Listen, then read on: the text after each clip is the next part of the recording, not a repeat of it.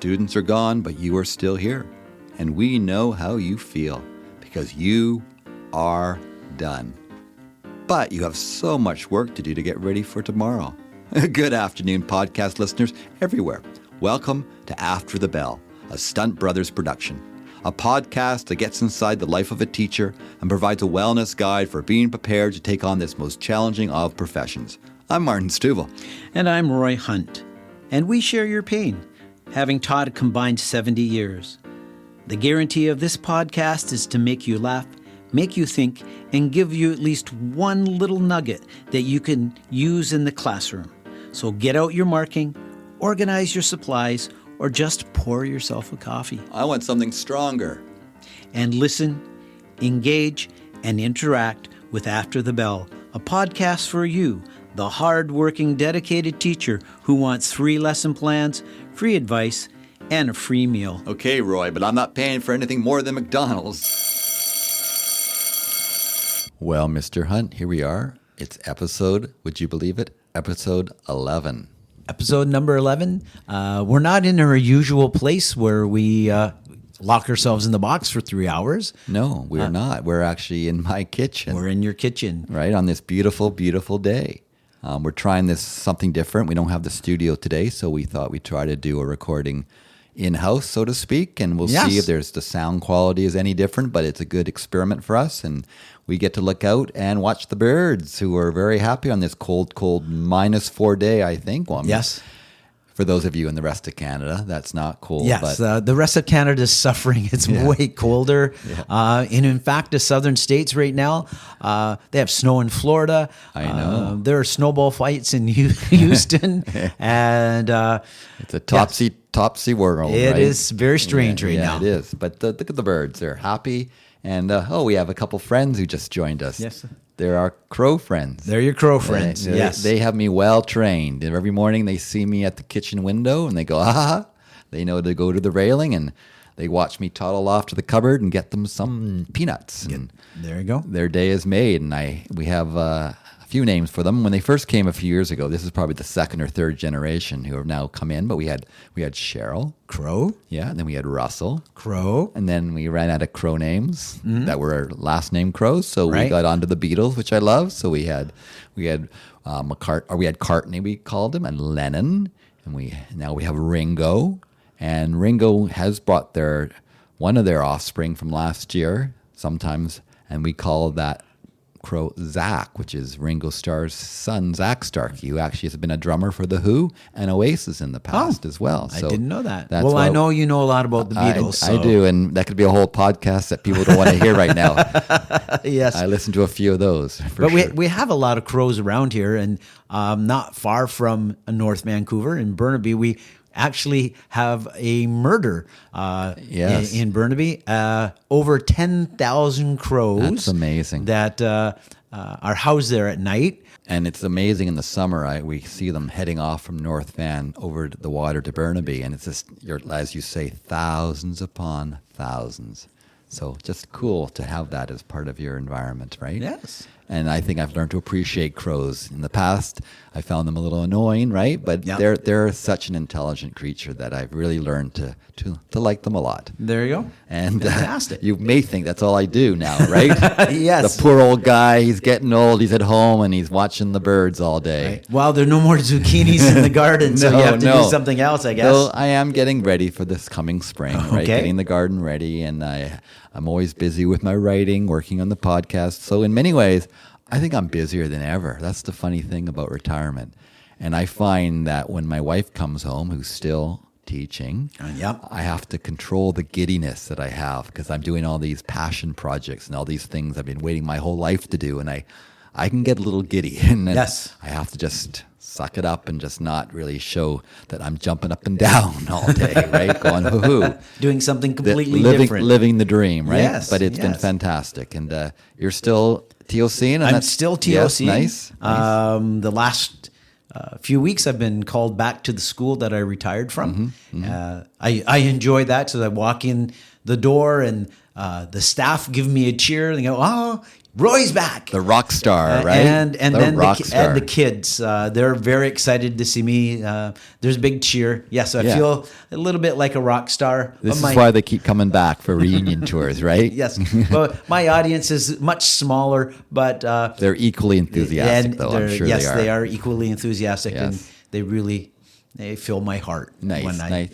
when I'm for sure. Yeah. So, and the experiences continue to be good for you? It continues to be good. I've been doing things as an itinerant teacher, so I've been teaching science. Nice. One lesson, 5 times in the day, and so the same lesson 5 times, and the last one was the best. And the kids for the first lesson said, "No, it wasn't so good. What's going on?" So You had good. 5 Why is times he to so get it excited worked out. about it? Yes. That's kind of the pleasure of that. But it's also very challenging to be an itinerant teacher, Yes. right? And that could be a whole episode, I think, to talk about, especially when you have a cart and you have to go from class to class, and it's not the easiest thing to do. It's not the easiest thing to do. You've got to get up, you got to move, and you don't want to be late because the teacher who's waiting for you has, we call it knit time or non-instructional teaching time. That's their time to catch up on paperwork and do prep. And so they're standing at the door waiting for you to get in, and as soon as you walk in, they fly out. So, and I think it's neat that you're getting a chance to get a glimpse of so many different facets of teaching. I mean, you had the classroom experience, and you did many different grades in that experience, but now you get to see the itinerant teacher, see the kindergarten teacher, have a day to be a band teacher, Yes. right? And that's just must be very refreshing to get a chance to see all those different it is parts. to see the different views, the different lenses that people have for their teaching. Absolutely. And, you do that, but you keep coming back here. And whether it's here in my kitchen watching the birds or in the studio, we keep having this podcast to work on, and it's really going well. We're really getting a lot of listeners now, and it's exciting. And, you must really like it, right? I really think you like it. Right? Yeah, I'm enjoying it. It's very different. Because, every time you find yourself here, I assume it's because you chose to come back, right? Are you using a severance line on me? Oh, you got me. You got me. I've really been getting into Severance. I just finished season 2. Okay. Fascinating show. You're in season 1 still? I'm almost finished season 1. Okay. And yes, it's a very interesting idea, separating your work life from your home life. Right. And to do that, I think teachers have a big challenge in doing that. A lot of people do. But to do it surgically puts a whole new slant on it. A whole new level, right? Yes. And we talk about work-life balance, and this is a way of making it happen, I guess, when you're not aware of what the work part of you is doing versus the home and play part of you.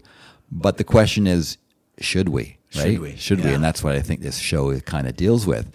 But I think we've got ourselves our theme. I think we for have today's the theme for episode, our podcast. right? Severance and work-life balance, and should you have severance? Yeah. Is that in fact achievable? And do we want to pay the price to make it happen? Or maybe in the end we can't have it, right? So let's explore that in today's episode. That would be pseudo-severance. Yeah, right? I think that's maybe what we're going to see, right? Yeah. Maybe it's a combination of both. Is it pseudo-severance, or is there actual severance that can happen for yourself and your students? Is that reasonable? Does that make sense? So let's explore that as our theme today. There we go. There's that sound, Roy. Tell us what that sound means. That's the sound of the nugget. That's the takeaway, something that you can use in the classroom. Absolutely. From what we're discussing today. Yeah. And, we have to decide in the end about severance before we get to what the nugget could be. What do we mean by severance, and is it even possible? Yes. Right? Well, it's really difficult in finding work-life balance, and that's because our lives and our work pressures are constantly changing. They are. So we make one sort of tweak or one direction, then all of a sudden you realize, next week is report cards. Right. Or, it's a school-based resource team meeting, and I have to do paperwork for that. So there's always something that's changing. So a complete separation, I agree with you. I don't think you can do that. I don't think you can do that. And our focus is really going to be on the point that you get home, you should be able to not think about work too much. Yes. We're not really talking about getting to work and not thinking about home, because those could be some serious mental health issues you're dealing with, or other things. Maybe you're going through a divorce. There's all kinds of things that we're not in any way suggesting you need severance from that. Our focus here in talking about severance is to be able to leave whatever time you leave and really not think about work, right? Yes. 'Cause that would be nice to be able to go home and have that work-life balance where you're on to the other part of your life. And sometimes that's busy. You're raising kids, you've got things to do, and you'd like to give that your complete attention. Or maybe you just want to go for a jog or go for a walk around Stanley Park and just take a breath and enjoy yourself and not think about work, right? So that's kind of the focus here in the golden nugget, right? So in the nugget, we're going to try to separate the work life from the home life. Yeah. And I think... And that's hard to do, though, right? It's a challenge. Like, as teachers, we're always thinking about work, right? And part of it is, that's why I think we should call it pseudo-severance, right? In no way are we saying, you must not think about work when you go home. Well, as teachers, that's impossible. I think about work over the summertime, and I'm going through some stores, maybe thrifting, and I go, oh, I could use that in the classroom. Exactly. Or out for a hike and you see a rock with certain minerals in, and you go, oh, there's my science lesson, right? So no, that's not part of the creative mind that teachers have that we're saying get rid of. But I think that's it. Those are those creative moments, those inspirational moments. So having a complete shut off is going to prevent you from having those moments of those aha moments, those things where like, oh, what a great idea I have. Yeah. And I agree. It's that creative spark that teachers have that spark kindles a fire. It does, and that's part of the excitement of the job. But I know my kids always found it hard because I live in the community that I teach, and so do you, right? And I would often go, when they were younger, shopping at the grocery store on a Saturday, and they kind of would dread it because what should have been a half hour pop in, pop out, it could be an hour and a half later because I'm seeing parents, and it was all positive, but there were many little parent-teacher conferences on the spot. Yes. And, maybe I should have gone to a grocery store outside my community. In a different community. Right? But that's part of that severance, right? That I think hopefully we can strive for pseudo-severance, right? Yeah. Some way to separate your work life when you get home, and you can now focus on the other most important part of your life, which is also your family, yourself, those moments that bring joy. Right. So in that nugget, let's give our listeners some ideas of what we're talking about. Yeah. So one thing would be to set a time each day, or maybe at least one day a week. Set a time where you're saying, I'm leaving the school at this time, and actually do it. Yeah. Decide that day. You don't have any meetings. You're not meeting any parents. You don't have a staff meeting. You leave at that time that you set. That's actually earlier than you usually set. And go. Just go and leave, and don't bring marking home with you. Keep your marking at school. Yes. And if anything, at least don't bring it into your bedroom. Right. Because that can get depressing, right? Yes. When you look at your desk at work and it's all covered in papers you have to work on, then you go in your bedroom at home and there's all this work. You're not separating it. You're not having that severance or that pseudo-severance we're talking about. Right. And don't answer emails at home, especially at night. In the morning before going to school, maybe if that's needed. If you could wait until you get to school, it all depends. But not at night before you go to bed. All it takes is one email that you're having a problem with, and it can ruin your sleep. You're all rattled, right? Evening. Maybe it's an issue that you're trying to deal with a parent, and then suddenly you're on it at 10 at night, and it's going to not help you at all. And I know people that do answer emails all night long. They wake up in the middle of the night, right? And they're answering emails. And I would recommend that you, when you get home, don't look at your emails. And especially now, a lot of email programs will allow you not to respond at a certain time. You can have it set in your settings. You can have it, and even when you send an email, it can not be sent until it's the work time. Because I think if you send emails after work, and especially after the dinner hour, then people you're communicating with will get used to the fact that you communicate during those hours. And that just sets the idea that you're on 24/7. Yes. And people expect that. Well, you're not. Think of your hours. Think of your health. Think of that pseudo-severance we're talking about. Use a different email for your personal connections. Don't use your work email. Don't sign up for your Amazon account through your work Yes. email, right? Because then you're suddenly getting notifications on your work email that you then have to look at, Yes. right? Even with friends, don't communicate with your friends through your work email. Use your private email. That's private. Work is work, Yes. right? And I think it's important to keep those separate. And those are our suggestions, our nuggets for how we think you may be able to achieve what we call pseudo-severance.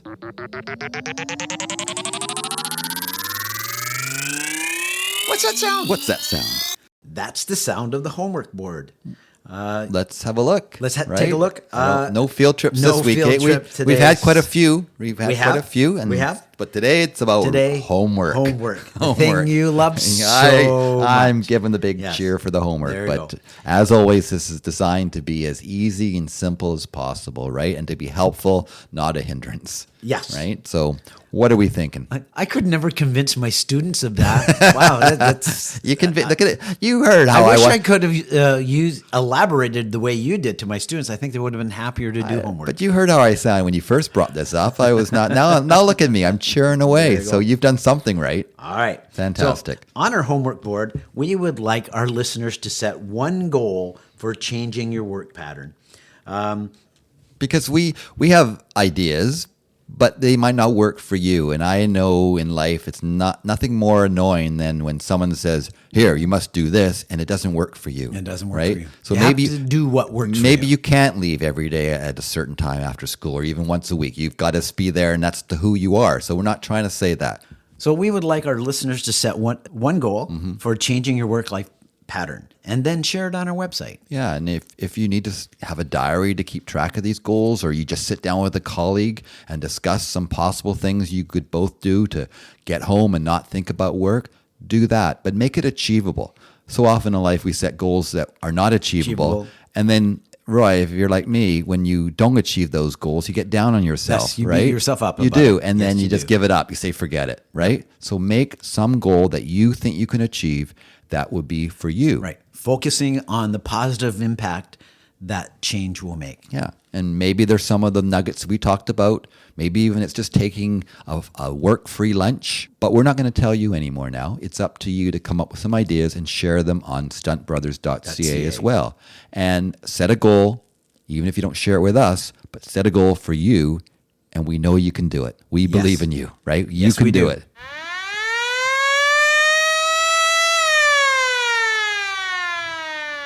And there's my favorite sound. Yes, that's the sound of the detention hall.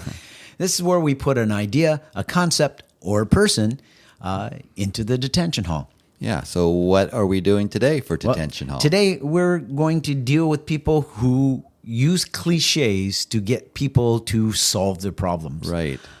Uh, Even for students, they often think students Yes. are just do Right. things like suck it up, buttercup, right? Get over it. Right. Leave your baggage at the door. We've Right. all heard those, as if Yeah. we're supposed to suddenly get over it. Only Bob Newhart can do it as a psychiatrist. And I know he did this funny skit before he passed away where he played a psychiatrist again, and it was a 5-minute visit. You walk into his office, puts out a sign, it says, "Get over it." And you're supposed to walk up cured. But the point is, if you could get over it, you would get would. over it. Even my dad used to say that often, right? I think he talked about his sister saying, she always thinks, why can't people just get over it nowadays? And he would say, if they could, they would. So Right. it does not help. Cliches like that do not help. And really, what we want is we want to be able to listen to our colleagues and listen to our students and say, we can't solve your problem, but we're here to listen to you, and I am here for you, and I believe in you. And those are the things that can help promote that move towards letting something go. Yeah. And supporting too. And for students, I think certainly in the past, the point was you weren't supposed to bring anything from home to school. How could we really understand those students? It's about those connections we've talked about in previous episodes. Yes. How do we support them? How do we get them the services they need if we don't understand some of the things they do bring to school? So certainly we should not say, leave your baggage at the door. That's right. So we're putting those people who use the cliches to get people to get over it into the detention hall. Absolutely. Cliches do not fix trauma. Oh, that's the sound of the rearview mirror. That's when we look into our past and see where we came from and see how it shapes who we are today. So, what do you have for us today? Well, I'm going to go back to my childhood experiences in elementary school. Okay. And Way back. Okay. Well, it was fun, a fair bit back. Okay. And I remember my father working as in a factory, and the factory went out on strike, and the strike lasted a long time. We're talking over a year easily.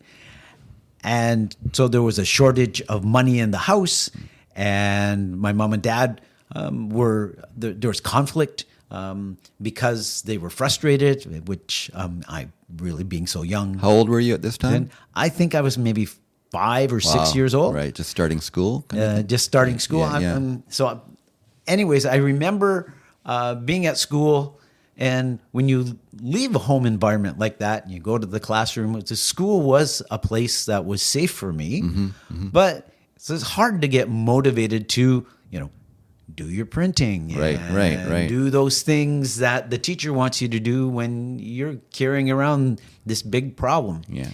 And I remember clearly looking at my report cards from that year, and the responses from my teacher were, Roy is a student that has potential, but is lazy and messy and unorganized and not motivated to be in school. Because they expected you to have severance in those days, right? They weren't going to find out about your home life, right? And my family would never have shared it with the teacher. I mean, there wasn't that connection there. No.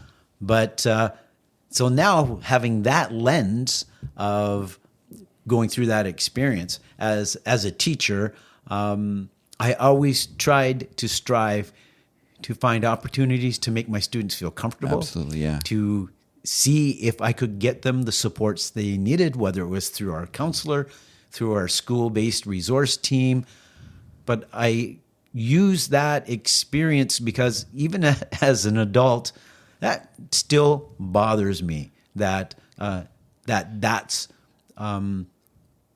those are the comments that were used about me at a time when things in my world were very difficult. Those little things do stay with you. It's amazing, right into the adult of your life and who you are. I remember when I was in grade 1, and it's not not a major issue, but it stuck with me today. It was Thanksgiving, and we were supposed to write about what we did on our Thanksgiving. Now, I had a British mom and a German dad. We didn't do anything on Thanksgiving. It was not anything that we did, no special things. So that Monday or Tuesday, I guess, after the holiday, you're going to write about your Thanksgiving. So I didn't have anything to write, so I just wrote, yesterday was Thanksgiving. It was a holiday.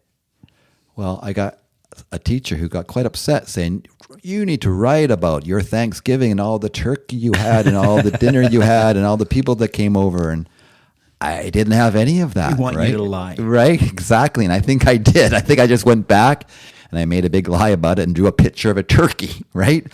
But that teacher, who actually overall was a lovely, lovely woman, but she didn't make any attempt to understand that maybe the students in my class come from different backgrounds and different places. And that certainly stayed with me. And when I became a teacher, I always made sure I understood where everybody came from. And I did not expect them to leave their baggage at the door.